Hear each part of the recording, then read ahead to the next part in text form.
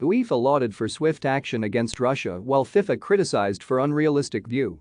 The world of football has taken action against Russia after the country launched its invasion into Ukraine last week.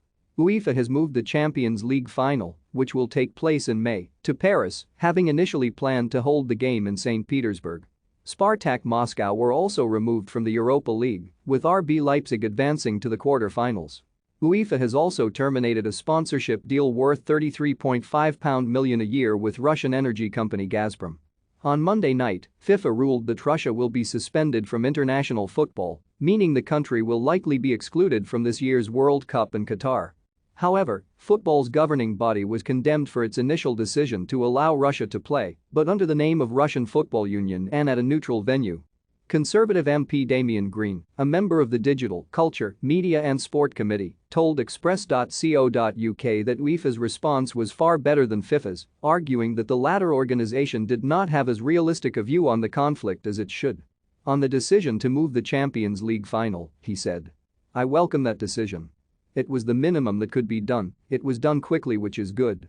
It shows that UEFA has got a more realistic view of what should be done than FIFA, who I think just hope that the world will just carry on. Just as the rest of us have to realize that this is a significant change to our lives and the way we react to Russia, football also has to do that. UEFA has taken one step towards doing that when FIFA hasn't." Mr. Green also said FIFA's initial measures against Russia represented a shameful response.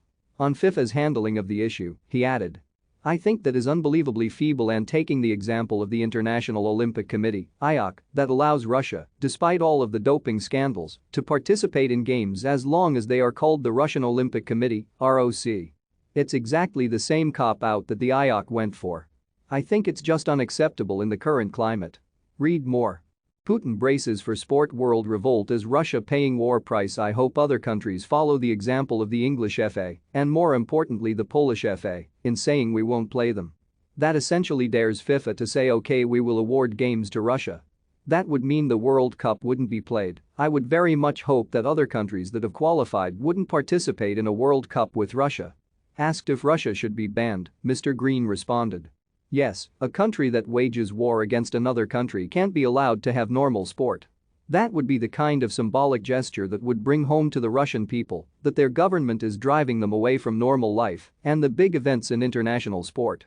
It's pretty shameful for FIFA that they have not come to that conclusion when F1 instantly decided that the Russian Grand Prix couldn't take place."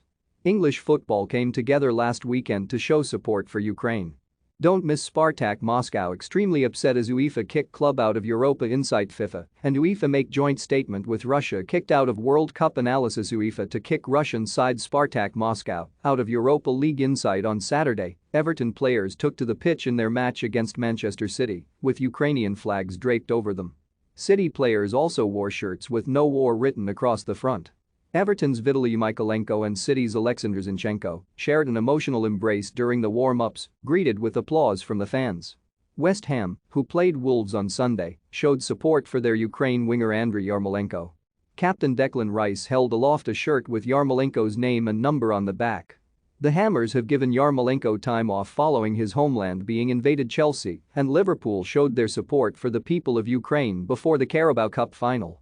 Chelsea captain Cesar Azpilicueta and Liverpool counterpart Jordan Henderson carried wreaths in the yellow and blue colors of Ukraine when they emerged from the tunnel.